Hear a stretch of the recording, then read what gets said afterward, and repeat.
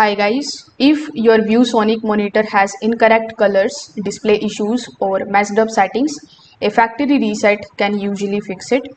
So in this guide you are going to learn the fastest way to restore the default settings and how you can reset it very quickly.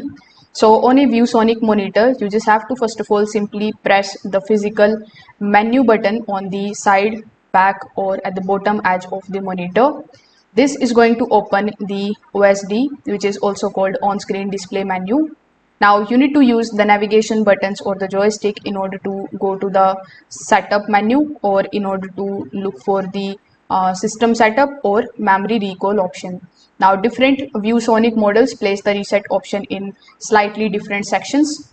Now whichever section the reset button is available in your case, you just have to simply select that, and then in the setup menu you are going to see the factory reset option. So when you are able to find the factory reset option, you just have to simply select it, then simply confirm the reset. So this is going to reset or restores the brightness, the contrast, the color settings, the input performances and even the picture mode.